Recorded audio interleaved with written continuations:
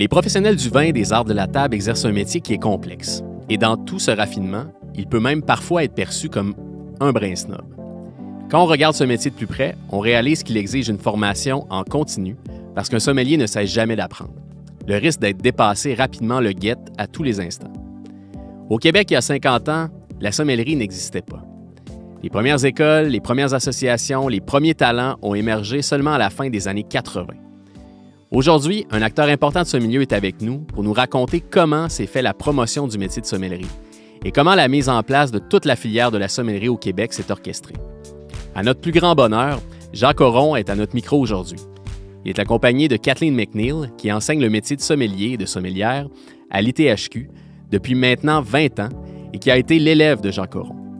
Ensemble, ils vont nous raconter comment la sommellerie s'est imposée au Québec, comment des sommeliers d'ici sont arrivés à se hisser au sommet de la discipline partout sur la planète. Vous écoutez Sous le bouchon, épisode 20, la filière de la sommellerie, partie 1. Kathleen, Jacques, avant même de commencer, je regrette déjà qu'on ait si peu de temps parce que je le sens qu'on aurait pas mal de choses à dire, qu'on pourrait faire peut-être même 2, 3 épisodes. Là, puis je vois mes invités qui ricanent, qui ricanent présentement. Prenons quelques secondes pour résumer votre parcours, si possible, de façon synthétique. Concise. Jacques. Bon, alors moi, j'avais commencé le métier déjà dans la restauration, dans la sommellerie. Je pratiquais déjà la sommellerie. Mais en fait, j'avais commencé beaucoup plus jeune. Mais officiellement, j'avais déjà à peu près 5-6 ans de métier. Et je suis arrivé au moment des Olympiques. De 76. 76, donc il y a 47 ans. Oui. 47 ans. Tout à fait. Donc, voilà. Et je me suis installé tout de suite, voilà, concours de circonstances. Je me retrouve dans les Laurentides. Et dans les Laurentides, il y avait un seul relais château dans toute l'Amérique. Et c'était à la Sapinière. Donc, je vais travailler comme sommelier à la Sapinière assez rapidement. Je vais y rester 2 ans. Je vais partir en Alberta. Je vais revenir. Et je vais revenir à la Sapinière. Ça, c'est à Val-David. C'est Val-David, oui. Et je vais être sommelier en chef. J'aurais jamais été chef sommelier en France à cet âge-là. Et là, il y avait quelqu'un, et je tiens à citer quelques personnes, il y avait le directeur, dont on parle très peu, et qui s'appelait Philippe Belletête. Et Philippe Belletête est un grand professionnel de l'hôtellerie et de la restauration. On va commencer donc à se connaître et assez rapidement, moi je vais quitter la Sapinière et puis à ce moment-là, il va devenir le directeur de l'école hôtelière des Laurentides. Okay. Donc tout va s'enchaîner. C'est certain qu'avant que j'arrive en 76, il y avait eu une vague d'immigration, surtout pour l'Expo en 67. Et il y avait beaucoup de Français, d'Italiens, de Grecs qui avaient fait des choses assez formidables. Mais c'est vrai qu'à ce moment-là, donc, on sentait qu'il y avait un intérêt des Québécois. Il y avait un engouement là. Pour le vin. Alors voilà. Et donc, de fil en aiguille, je vais rentrer à l'école hôtelière et très rapidement, on va développer pour le ministère de l'Éducation les programmes. Et puis, moi, je vais commencer à enseigner. Je vais y rester 30 ans dans l'enseignement de la sommellerie. Et puis, rapidement, parallèlement à mon emploi d'enseignant, eh bien, je vais commencer à écrire. Et donc, la sommellerie m'amène à écrire des livres sur le vin. Et puis, rapidement, les livres vont m'amener, entre autres, pour communiquer sur le vin, notamment à écrire dans des magazines. Ouais. Et puis, à travailler à la télévision. Et je vais faire ça pendant presque 17 ans, sur des émissions différentes. Ouais. Et faire quelque chose qui m'était interdit de faire dans mon pays d'origine, parce qu'on n'a pas le droit de parler du vin, et surtout d'avoir un verre de vin à la main, ce que j'ai fait pendant 17 ans au Québec, avec un grand bonheur. Et puis mon grand bonheur, bien évidemment, ça a été la rencontre avec des gens, et parmi ces gens-là, une autre personne que je veux nommer, c'est quelqu'un qui va devenir un grand ami, qui va devenir aussi enseignant. C'était déjà un grand sommelier, grand dans tous les sens du terme. Il s'appelle Don Jean Léandri. Et Don Jean Léandri, de sommelier, va devenir prof. On va se connaître à travers les premiers concours qu'on va même créer nous-mêmes, qu'on va initier à travers l'association qu'on va créer ensemble. Et puis un troisième personnage qui était un de mes élèves, et qui va devenir aussi un ami et qui a été longtemps le vice-président de l'association, c'était Jean-Yves Bernard, un Québécois pur laine, lui, mais qui va s'impliquer beaucoup au niveau provincial, national et internationales quand nous allions dans nos réunions de la sommellerie qu'on appelle l'Asie, que tu connais, Kathleen, de l'Association de la sommellerie internationale. Voilà, en 2 minutes... C'est un bel effort. C'est un bel effort, Jacques, vraiment, vraiment.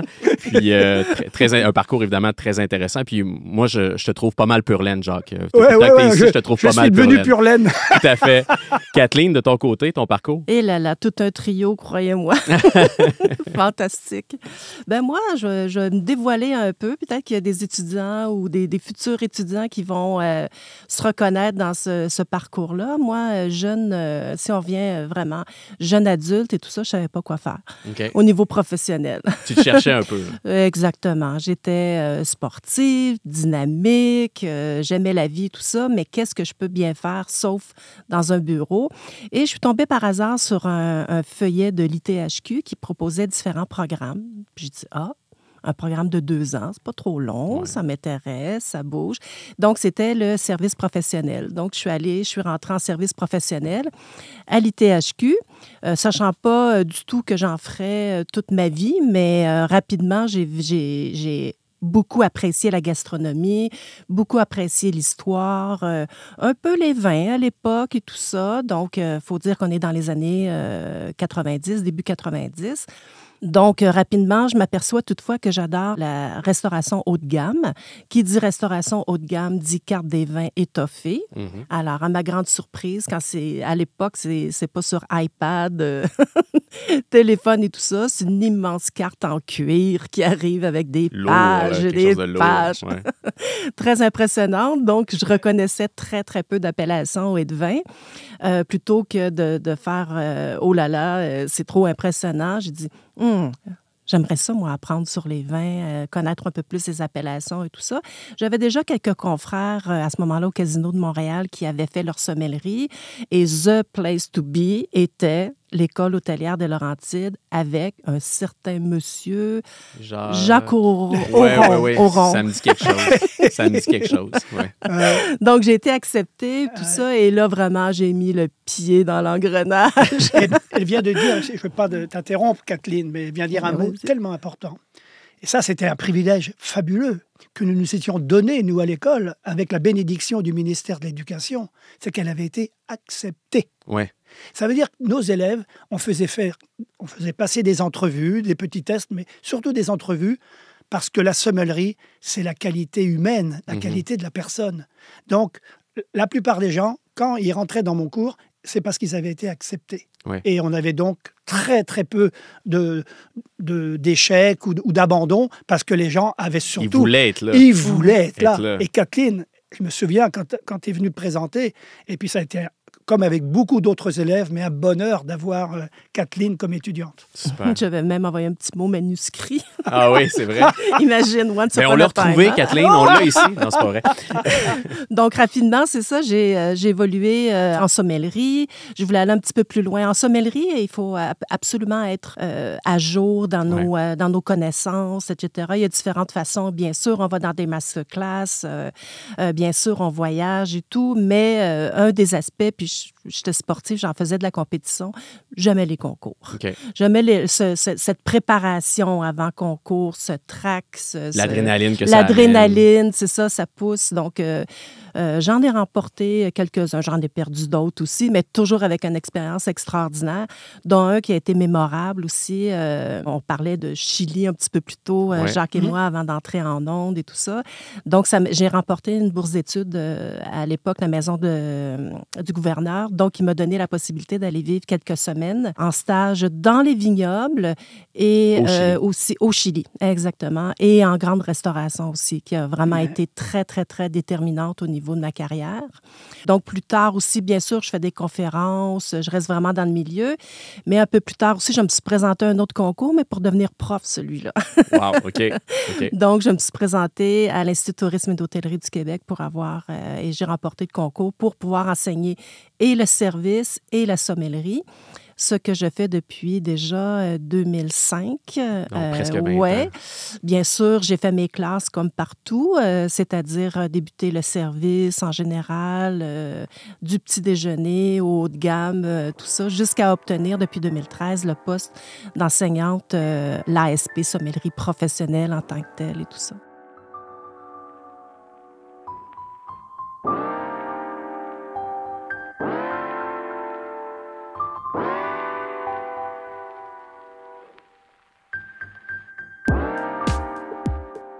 J'aimerais qu'on parle d'histoire maintenant. Parce que, bon, Jacques, tu l'as effleuré dans ta présentation. Donc, quand tu es arrivé à l'aube des Olympiques de 1976 à Montréal, c'était un secteur d'activité, c'était une passion qui se vivait pas tellement comme on la vit aujourd'hui. Comment s'est développée la sommellerie au Québec là, dans les 50 dernières années? Alors en fait, très rapidement, je me suis rendu compte, quand je travaillais dans les Laurentides, parce qu'il y avait quand même des activités gastronomiques. Il y a eu un film de l'ONF qui a été tourné sur la gastronomie. C'était à la Sapinière, c'était tourné 2-3 ans avant mon arrivée. Alors, il y avait déjà dans les Laurentides un terreau fertile. Il y avait déjà des gens qui étaient installés. Quelqu'un ensuite s'installera, c'est Champlain-Charret, qui, lui, par passion, créera le bistrot, Oui. le bistrot à Champlain.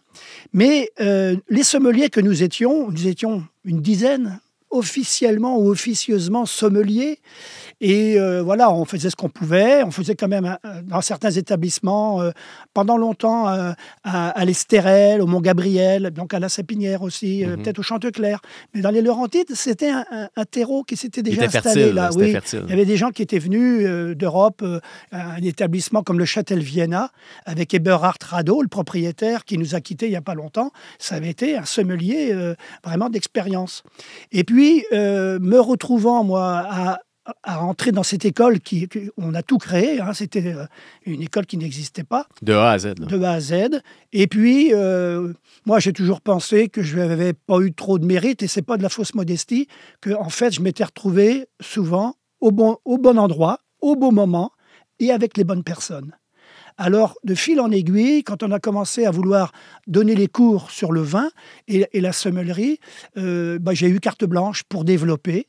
Et puis, on s'est vraiment impliqué, notamment avec le ministère de l'Éducation, et aussi, Kathleen, avec des collègues de l'ITHQ.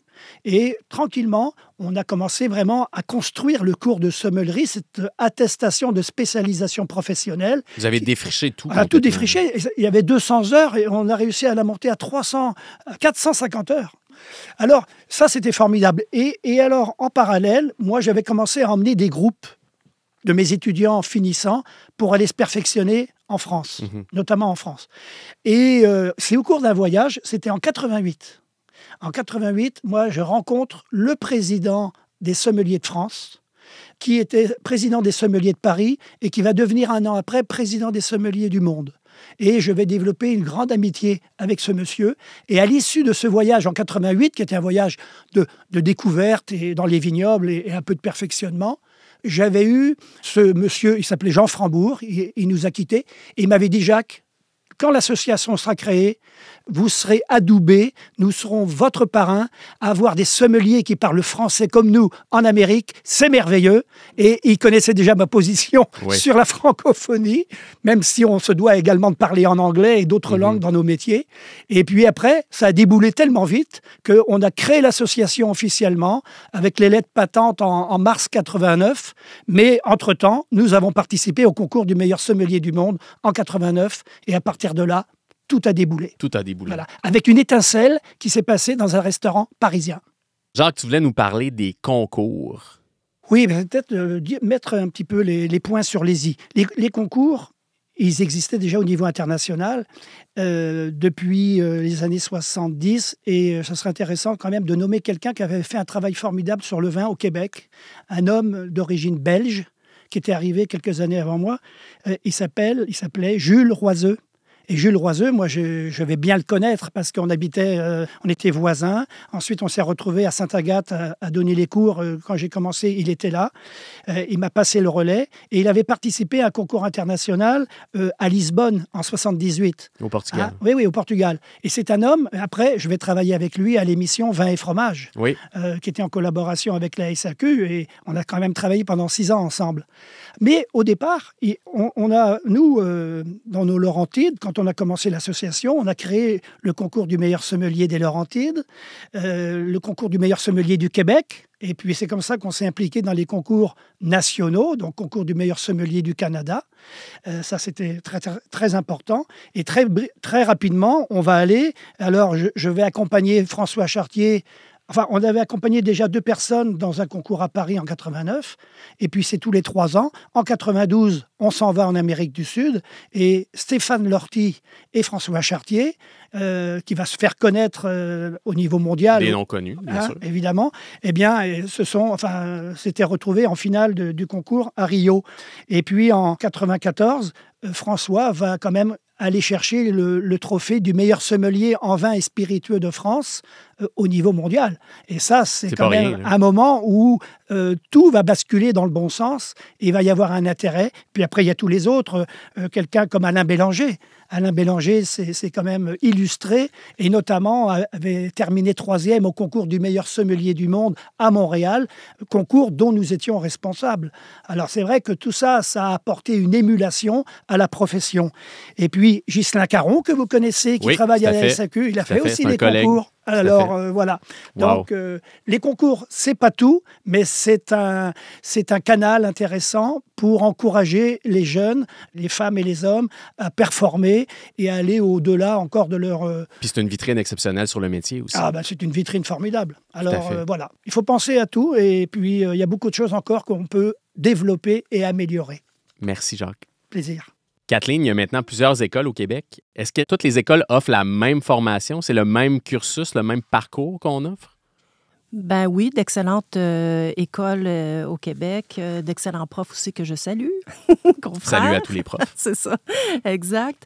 En principe, oui, parce que ce que Jacques mentionnait, le devis ministériel, l'ASP Sommellerie a vraiment des critères de performance, des critères de compétences, etc. et tout ça. Puis il faut remplir et les heures et ces critères-là. Donc, je peux parler pour l'ITHQ, par exemple, puisque vraiment, j'évolue à l'ITHQ, bien sûr, en tant que prof de sommellerie, mais aussi, je pense que je suis très dynamique au niveau des programmes à l'ITHQ, qu'on a personnalisé tout ça. Puis, si je peux me permettre quelques instants, simplement pour parler du fait qu'on a été très novateur dans un programme, c'est-à-dire qu'on a, depuis 2013, joint 2 coprofessionnels. Donc, les étudiants qui viennent à l'ITHQ sont services professionnels et également l'ASP Sommellerie. Okay. En interaction pendant 20 quelques mois quand même, un petit peu moins de 2 ans. Mais attention, c'est ponctué de stages aussi.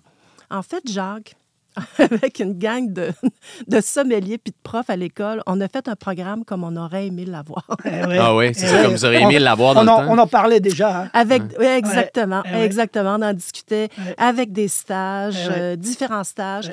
Mais aussi, il était très important pour nous parce qu'un sommelier, une sommelière, c'est tout d'abord pour nous un excellent serveur, une excellente serveuse. Le service client. Le service client et le service de table en tant que tel. Et primordial. Primordial. Très, très, très important. Donc, ce qu'on avait tendance à faire, puis ce qu'on fait un petit peu aujourd'hui, mais en tout cas, ce qu'on a réalisé, c'est qu'on formait des serveurs avec une tenue particulière dans un environnement particulier. Puis après, si effectivement tu étais accepté à aller suivre l'ASP Sommellerie, ben là, on te mettait dans une salle un petit peu à part, on t'habillait autrement, on te prenait un petit peu aussi... tu avais un aura différent, tout ça. Donc, ça peut être positif, mais le derrière, aussi. Ça peut être négatif et tout ça. Donc, ça pourrait... Si on a déjà des bases là-dedans, un petit peu, une question un petit peu élite, etc. Ouais. Ben, snob, le côté snob qu'on peut donner parfois au vin. Oui, on peut le sortir, c'est ça, exactement. Exact. Ce qui est le plus, pour faire un jeu de mots, imbuvable. Imbuvable, oui. C'est embêtant, hein, quand on fait le métier de sommelier. C'est embêtant. Quelque chose d'imbuvable. C'est une expression très embêtante dans le métier de sommelier, c'est clair. Donc, effectivement. Donc, on on a eu vraiment une bonne réussite et tout ça, puis on voit que nos jeunes sommeliers, tout ça, sur le marché, lead le marché actuellement et tout ça.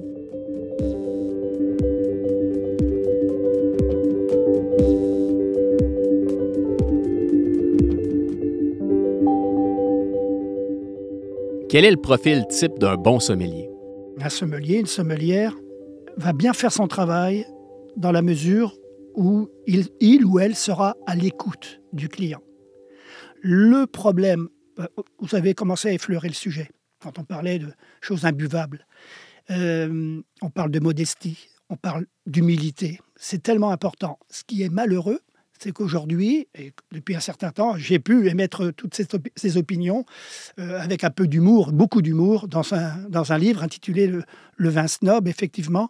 Et quand le sommelier se met à donner des leçons à un client, là, ça... Il n'y a rien de plus désagréable. Il n'y a rien de pire que ça. Là, le sommelier a carrément raté la cible et il ne fait pas son travail. Le sommelier... La sommelière doit être à l'écoute de ses clients et que ce soit dans un contexte de restaurant ou dans d'autres contextes. Mais c'est la même chose en magasin pour nos conseillers et nos conseillers en C'est la même vin. chose. Et puis qu'on se retrouve même à animer, qu'on se retrouve à faire des conférences, à animer des masterclass, qu'on amène un groupe à la découverte dans les vignobles. Il y a toujours de la pédagogie quelque part. Et un sommelier doit faire de la pédagogie, mais avec beaucoup de finesse, beaucoup de délicatesse, même jusqu'à presque faire croire à son client que c'est lui, le client, ou elle, la cliente, qui a eu le dernier mot et qui a choisi son vin. Ça, c'est un art, ça. Donc, c'est être à l'écoute aussi. C'est à l'écoute. C'est au départ jusqu'à la fin, du moment où les clients s'assoient et jusqu'à ce qu'ils quittent l'établissement. On doit s'occuper de ses clients, mais toujours avec beaucoup de respect. Le respect, la délicatesse, être dans la finesse, dans la subtilité.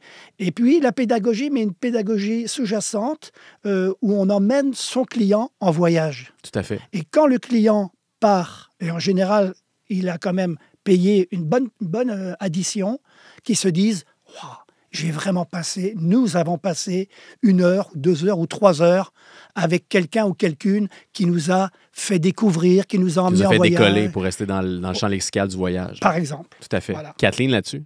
Oui, je seconde tout à fait. C'est quelqu'un aussi qui est curieux, très, très, très curieux, qui veut apprendre toute sa vie. Rester vraiment très, très, très ouvert. Encore une fois, apprendre, mais se présenter à des masterclass, lire continuellement et tout ça, voyager. Donc, ça demande de l'écoute aussi. Ça prend aussi, dans un poste en restauration, le sommelier, la sommelière en général, par ses apprentissages et tout ça, puis ses objectifs, est un leader, en quelque sorte, dans la brigade de service. Puis un leader, ça doit être un leader positif. Tout à fait. Les gens qui amènent... Les premiers clients, dans le fond, d'un sommelier, c'est sa brigade, en quelque sorte, si je puis dire. Oui. Donc, bien l'outiller, être généreux, pas de rétention d'informations, bien au contraire.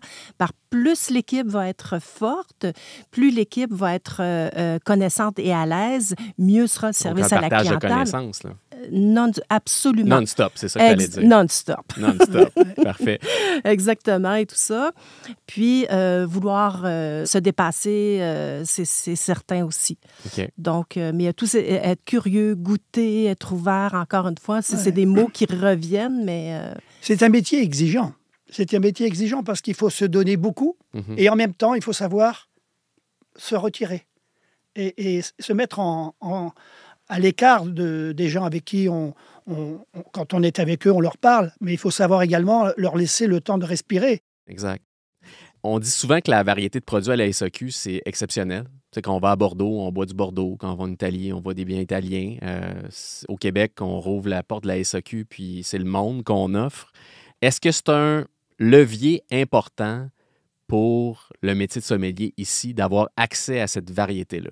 Jacques, j'aimerais t'entendre là-dessus. Ben, c'est sûr. Et puis alors là, c'est pas parce que nous faisons une conversation avec vous. Moi, ça m'a beaucoup, beaucoup servi dans mon travail pour convaincre des gens. Mais c'est certain que se retrouver dans un des endroits au monde où nous avons un des choix de vins les plus extraordinaires, il faut le reconnaître. Après, on peut moduler, hein, bien entendu, mais très rapidement, alors à travers les concours, c'est vrai que les candidats dans les autres pays se disaient « mais ils viennent d'où ces candidats canadiens ?» Entre nous, Canadiens, c'était des Québécois, des Québécoises. Et ils le disent encore aujourd'hui. Mais c'est parce que nous avions la matière première pour travailler, pour découvrir, pour déguster, pour apprendre des vins de 1, 2, 3, d'une trentaine, d'une quarantaine de pays. Alors, ça, la SAQ a été un levier, le monopole dont on pourrait parler pendant longtemps. Il n'empêche qu'il a quand même été un outil, et il est encore aujourd'hui un outil assez extraordinaire. Moi, je connais quelques producteurs français et italiens qui viennent de temps en temps ici et ils en profitent pour acheter des bonnes bouteilles. Oui, c'est ça, puis les ramener là-bas. Kathleen, là-dessus, quelque chose à rajouter? Je pourrais dire que pour le fait qu'il y ait tant de produits à la SAQ et tout ça, ça rend aussi les consommateurs, les éventuels clients très connaisseurs. Les cracks des vins, etc. Et tout les Québécois sont connaissants. Là. Définitivement. Donc, un sommelier, une sommelière n'est pas à la remorque du client, mais au devant des besoins du client. Donc, effectivement, ils ont des caves parfois plus importantes que les caves du restaurant en même. C'est ça. Donc, ça change le rapport. Exactement. Oui, tout à fait. Qu'est-ce qu'on apprend à l'école de la sommellerie, Kathleen? Toi qui as 20 ans d'expérience comme prof, là. Qu'est-ce qu'on apprend? C'est quoi le plan de cours? Oui, bon. Vous êtes bien assis? On est bien assis. Donc, la première chose, je pense qu'il faut... on parle beaucoup de sensoriel, puis effectivement, j'essaie de me rattacher à ça le plus possible. Donc, il faut avoir des apprentissages vraiment, parce qu'on ne veut pas être un imposteur non plus. On ne veut pas être un futur sommelier, sommelière qui est imposteur puis qui raconte n'importe quoi. Il y a des cahiers de charges qui sont importants, il y a des appellations, il y a des pourcentages, etc. Il y a de la théorie, la théorie. Là. La théorie, puis ça doit être bien rangé, je dis souvent à mes étudiants, dans vos différents tiroirs. On en a besoin, on les ouvre, on n'a pas besoin, on les ferme. Mais ça, c'est nos connaissances à nous pour être capables de les verbaliser de façon communicative et prestation de service éventuellement. Ça, c'est un passage obligé. On n'a pas le choix de passer par là. Et souvent, quand on décide d'aller en sommellerie, on n'a peut-être pas toujours cette facilité d'apprentissage. On pense qu'on va parler vin. Quand est-ce qu'on boit du vin? On va-tu déguster tout ça? Oui, effectivement, c'est un aspect qui est important. Mais si on retourne vraiment au niveau des apprentissages, il y a beaucoup de savoir-être, de communication, de savoir-faire, bien sûr, mais il y a beaucoup aussi d'analyse organoleptique pour prendre ces exemples-là. Donc, comment on apprend, comment on déguste, quel est le vocabulaire, entre autres. On va travailler aussi beaucoup les accords mets et vins. Parce que dans le cadre d'un restaurant et tout ça, ce qu'on souhaite avoir, c'est l'expérience ultime. Oui, la chimie. C'est ça, exactement. On n'a pas besoin de donner un cours au client, on l'écoute bien, puis après ça, ce qui fonctionne moins, il faut expérimenter, goûter. Tu parles d'un métier, toi. Hein? Ah, c'est plate, là, vraiment, c'est plate. Oui, vas-y, Jean. Je peux ajouter une petite chose qui n'est écrite dans aucun manuel de sommellerie, dans aucun programme de sommellerie, mais qui, à mon avis, est indissociable du succès dans la profession. Quand je dis succès, on s'entend, de bien faire son métier.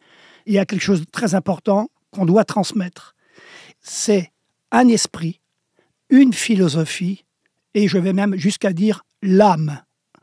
L'âme du vin doit être transmise. Et on ne peut pas pratiquer le métier si on n'a pas compris l'âme du vin. Dans le senti, là. Ah, ça, c'est... Oui. Kathleen veut ajouter là-dessus. Oui. Là-dessus, mais on parle de vin, mais un sommelier, une sommelière aussi, l'approche est la même quand on parle d'un terroir, d'un produit, tout ça. Parlons des huiles d'olive, entre autres. Parlons aussi des épices, les crus, les thés, l'eau, les cafés, les bières, l'engouement pour les spiritueux. Je pense qu'à la SAQ, il y en a un et un autre, n'est-ce pas? Mais tout ça, on doit l'apprendre, puis on doit avoir un avenue pour pouvoir le prendre et tout ça. Comme sommelier, sommelière, ne jamais oublier que nous, on ne produit pas. Non.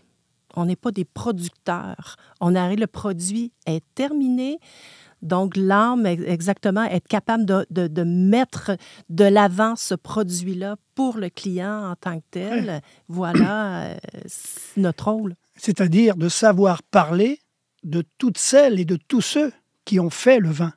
Car si ces gens-là n'existaient pas, même dans le meilleur terroir du monde, le vin n'existerait pas. Tout à fait. Donc l'âme du vin, c'est difficile à enseigner ça. En fait, ça s'enseigne pas, Non. ça se partage. Exact.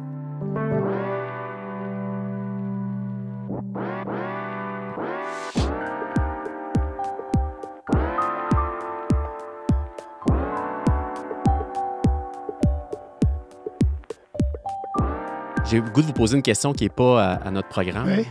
Ça vous fait quoi, Jacques, de voir une de vos anciennes élèves, Kathleen, œuvrer là-dedans, d'être prof depuis plus de 20 ans, de ce transfert de connaissances-là? Ça vous fait quoi? Alors moi, je dois dire, premièrement, premier palier, le bonheur que j'ai eu pendant 30 ans d'enseigner à des adultes, des hommes et des femmes.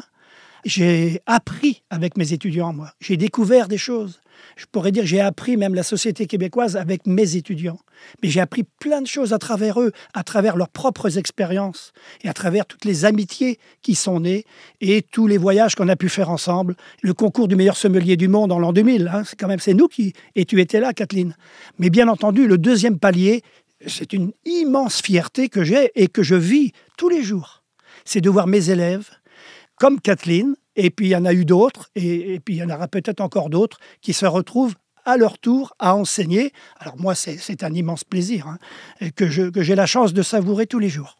Puis qu'on a la chance de savourer au micro de Sous le Bouchon oui. aujourd'hui. Alors, cela dit, je vais faire quand même un cas particulier. C'est pas tout le monde qui arrive facilement, parce que ça prend beaucoup de travail. Et puis, surtout, c'est de le faire toujours avec cette humanité, ce sourire, cette gentillesse. Et ça...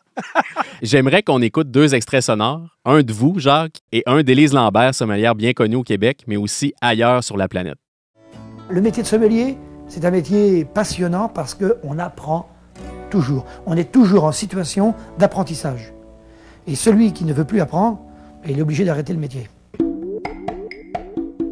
Définitivement que sans Jacques, la sommellerie au Québec serait pas la même aujourd'hui. Puis j'en témoigne, mais j'aurais plusieurs de mes collègues et amis sommeliers de toutes les générations qui pourraient probablement dire la même chose. Wow, c'est des mots, j'imagine, qui vous touchent. Jacques, je constate aussi que vous avez de la suite dans les idées. Les années passent, mais votre discours reste le même. Est-ce que c'est toujours aussi ancré chez vous, cette vision du métier de sommelier, de sommelière? Ah oui, je crois. Je crois finalement, j'ai pas tellement de mérite. Pour moi, c'est comme ça. Moi, j'ai eu la chance de commencer à apprendre le vin. J'avais 9 ans, 8-9 ans. Et donc, plus de 60 ans plus tard, non, c'est la même chose. On reste accroché à ce cep de vigne, hein, pour faire une image. Et le bon vin passe par un ancrage de ce cep dans cette terre. Et par rapport au métier que l'on pratique, c'est pas compliqué, c'est la même chose. Il faut garder ses qualités de base.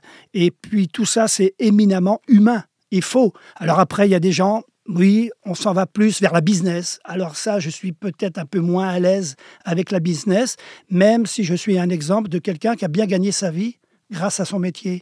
Et on peut vraiment bien gagner sa vie avec notre métier de sommelier en faisant tout ce qu'il y a autour. Mais il faut rester ancré avec ses principes. Puis construire sur ces principes. Construire là-dessus, moi, c'est pour ça que ça n'a pas été compliqué, mais je veux dire, je n'ai pas eu plus de mérite que ça. Ça s'est fait, voilà, naturellement. De façon organique pour rester dans on pourrait dire, ça c'est bien comme mot, je devrais l'utiliser plus souvent. Oui, je vous cède les droits. Je vous cède les droits. Ça a été une démarche purement organique.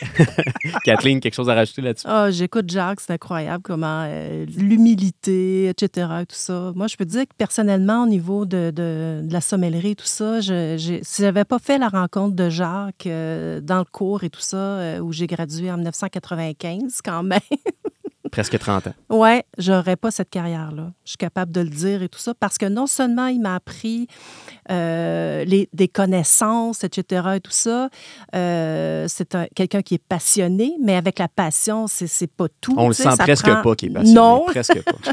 Non, il est vraiment extraordinaire. Mais en plus, ce que j'ai réalisé, c'est vraiment que la sommellerie, c'est les communications, c'est l'histoire, c'est la géographie, c'est la gastronomie, c'est le rire, les faux rires, les amis, c'est bosser fort, avoir des objectifs, mais bien tenir la route et tout ça. C'est extraordinaire. Puis c'est ce que j'essaie de faire. Non seulement j'essaie de faire, mais j'ai ce sentiment-là aussi, à quelque part, que c'est comme ça, c'est ma vie, j'adore ça. Le métier de sommellerie, je pense, ça semble cliché, mais c'est un des plus beaux métiers du monde à cause de tout ce que je viens de dire et tout ça. Mais encore une fois, Jacques, c'est vraiment... d'un prof, c'est devenu un ami, un mentor.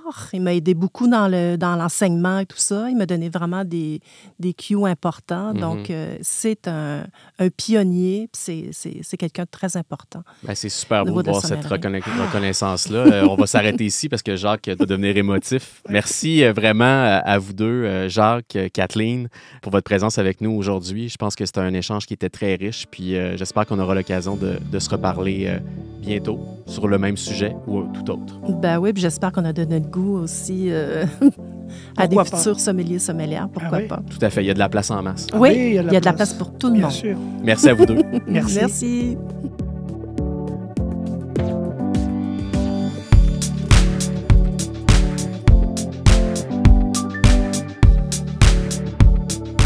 Merci beaucoup, Jacques et Kathleen, pour votre présence avec nous aujourd'hui. C'est un métier fascinant que vous faites et que vous enseignez. Vous avez tous les deux contribué à mettre en place la sommellerie au Québec et à faire grandir cette profession. Tout ça fait en sorte qu'on excelle dans le milieu de la sommellerie à l'échelle internationale et on peut en être collectivement très fiers. Levons nos verres au succès des sommeliers d'ici et encore une fois, merci d'avoir été avec nous.